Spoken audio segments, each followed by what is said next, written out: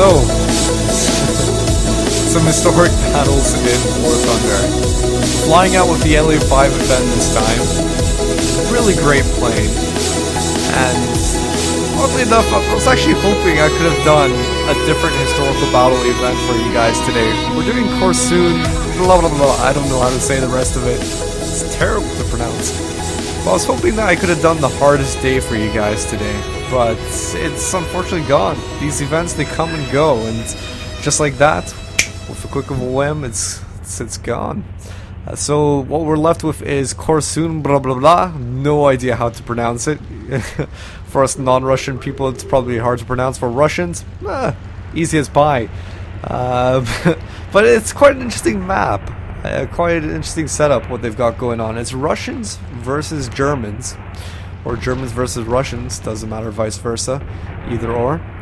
And they've got these sort of mid-tier planes going at each other. LA5 Fens, BF-109s, Focke-Wulf A5, stuff around that. And then you've got some lower tier ones like a Lag 3366, and then all of a sudden a high tier one like the BF-109 G6. It's like, what? Where did that come from? Where did these super duper BF-109 G6s come from? I guess it's historical battles, but it can be a bit crazy at times, especially those very high caliber cannons that the BF-109 G6s have. What, 30mm cannons, I think it is?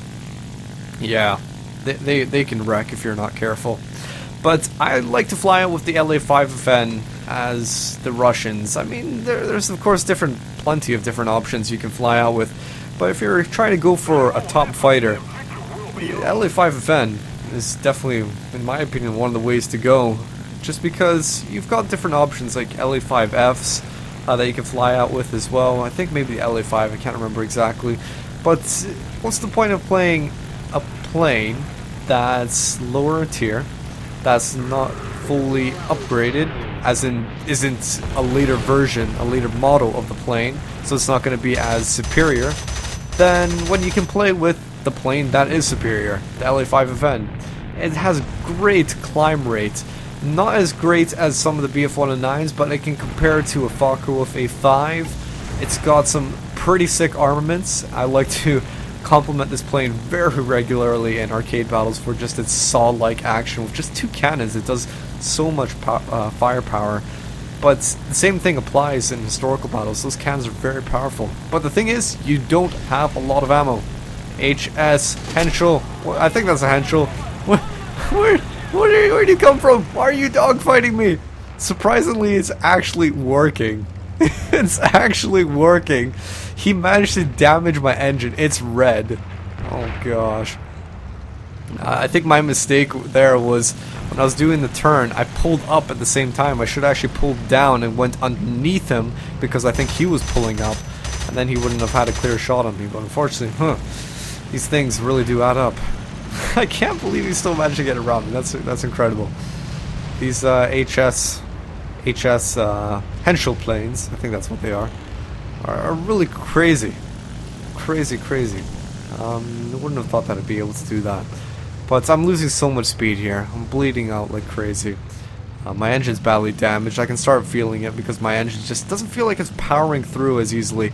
But I'm behind this Henschel over here. I'm going to try and lay some shots into him. So, the LA5FN, as I was saying, it doesn't have a lot of ammo. This is why I'm shooting in these really small bursts. And this is why I'm not going to bother shooting him anymore. I mean, he's on fire for one, and he's going to keep on burning. Hopefully, anyway. But you have to be so conservative with the ammo that you have on this plane. You can actually extend the life of this ammo belt for quite a long time of the match. Quite a long period. if you just select your shots. You're not spraying and praying.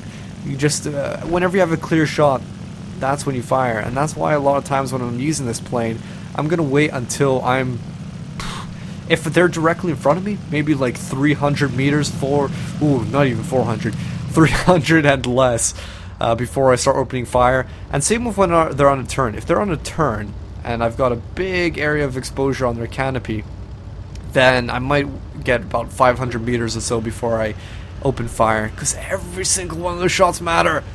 Anyway, fast forward a little bit. I managed to get back to the base after taking so much damage to my engine. You can see that it went from a dark red to flashing. I was like, oh my gosh, I'm not sure if I'm gonna make it back. Whew, made it. I have no idea what happened to my teammate there. LA5F just crashed. Oh well. Guess you can't always make it to the back home. And look at that, engine's turning black. Wow, just in the nick of time. But that's one of the nice things I like about historical battles. It's like, yeah, no, my engine's gone. Oh shit, I don't know if I'm gonna make it back. Wait, it's lasting a long time. I'm gonna make it back. Whereas arcade battle, it's like, oh crap, my engine just disappeared. It feels like I didn't even get shot. That's the impressions that I get when I'm playing in arcade battles and historical. Even though you might get shot up in the engine, you probably will have enough time in historical battles to make it back to base, even if it gets to around a reddish color. So it's takeoff time, Just when you put in a lot of points into repair and rearming, it goes by really quickly. Even though you might have, the ground crew, wherever they might be, I don't know why they'd be on a frozen tundra. They can repair your engine, rearm you within 10 seconds. It's great. Highly advisable to put in points into those areas. Okay, so I'm back up in the sky. There's not that many opponents left. There's about a handful, 3, 4 around there. JU-87 in front of me, Junkers. Oh man, I'm just always so tempted to go for those targets because they're just like sitting ducks. It's like killing a puppy, I like to say. I know that sounds a bit harsh, but it's almost like what it is. It's almost like a free kill in a way. Don't get hit by the back gunner. Don't do it. But anyway, I decided to go for the BF-109 instead because my teammates go for the Junkers and the BF-109 started coming back for my teammate. It makes sense to go for a fighter than a Junkers because a BF-109 is going to do a whole lot more damage. Right, you donkey! Come here. Come here, you donkey. He's trying to play evasive right now. But oh man, reaching some very high speeds there. The maximum speed you can go in this plane is 725 kilometers an hour. How do I know that? Because I learned the hard way. Yes, I ripped my wings in high speed dives before. But one of the problems is also, when you're trying to get out of those high speed dives, you got 725, you're going to be rumbling like at 600 kilometers an hour and more. You're going to be rumbling until you break your wings. But the thing is, you don't want to get out of that dive so fast, pulling off high G's, because the last thing is, if you pull off high G's, your wings are going to tear off, even if you don't exceed the speed of when they would normally break at 725. So you got to come out of it very lightly, with elegance, softly and gently. Anyway, tried to come up between the two targets, BF-1 or Focke-Wulf over here, and also the Junkers. Couldn't decide which one I want to go for, and it's kind of obvious which one I have to go for now. Junkers is down. My teammate managed to take him out. That's cool. So now I've got a Focke-Wulf and a BF-109 coming in very closely. Oh dearie me. Oh dearie me. Oh! Tried to get him. Very, very close. But now, look at this! This donkey! He's gonna be... That's just what I like to call these people sometimes. I don't know. I sometimes get a bit like... I don't know. When you're sometimes in those tense moments where somebody's turning in on you or they're flying away. It's like, come back here! Come back here! Come back here, you donkey! Oh dear.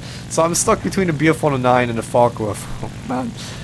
Focke-Wulf, if I can kill him, this will be great for the team. But the only unfortunate thing is, I'm heading in straight for the line of the BF-109. I better hope he's not going to be getting direct shots on me. Oh, what he's doing. Up and down like a seesaw. He's playing it evasively, and that's really smart of him to be doing that. You know, he could be doing barrel rolls as well. That'd be hard to shoot. But he might be slowing down too much if he does that. Oh, critical hits! Oh my god, what is this? Where are these shots coming from? The BF-109! Right behind me. I think that was BF-109, right? Yeah. Oh, wow. You gotta take a look at this, but look really closely at my damage on the left. I've got black fuselage, black tail. I'm surprised that my whole plane didn't just come flying off to pieces. This is the work of Stalin Wood. Stalin Wood approved. Whether it's made out of wood or metal, well, probably made out of metal. But Stalin, whatever, Stalin materials. But notice how the rudder and the elevators weren't damaged. Actually, perfect condition. The only damage I took was on the tail portion and the fuselage. So my flight parameters, after just quickly flying around, doing a little bit of maneuvers, is absolutely fine. I can pilot this as if it was just brand new. Lucky me. Very, very lucky to survive some, oh dear, some critical shots from a BF-109. Anyway, I think that BF-109's gonna be handled by my teammates. Time to go for a bit of fuck-wolf action. I'm gaining speed on him. He's a bit slow. I don't know if he doesn't have the top engine or something, but I'm gaining speed on him. Putting my WEP to the pedal to the metal, as they like to say. Going in low, below the ridge, so that the AA can't shoot at me. Believe it or not, but actually one very good way to dodge AA is to hug the ground. Do a bit of lawn mowing. If you don't believe me, it's actually a tip. At one of the starting screens when you're loading into matches, it says to avoid AA. I believe it says to go high altitude or to hug the ground. Around those, not exactly that, but around there. Anyway, time to kill this fucker wolf. Easy pickings. See how close I get into him though? I didn't fire as soon as it was around 700 meters or whatever it might be in arcade, 770 meters as it would normally be in arcade, 7.7 kilometers, or 7.7, ugh, I'm messing up. So yeah, 770 meters, that's when you normally get the reticle that comes up, but with the LE5FN, that's what I'm saying, gotta be so selective. Oh, I see that guy coming in, that BF-109, come here you donkey. Oh, he's coming in for a landing. I'm just gonna try to swipe with him here. Oh, come on, no! My shot's all missed. Oh no, he's coming in hard. Ah, teammate got it. Well done to him. So close to being an ace in a day. That was so close to being 5 kills. Well done to my teammate for finishing him off. We chased him off in the end. Peculiar thing actually, this map, for some reason, it tends to be that the Germans are outnumbered. I don't know why, but that's what it is. Anyway guys, I hope you enjoyed this episode, this video. This is Krebs, and I'll catch you all later.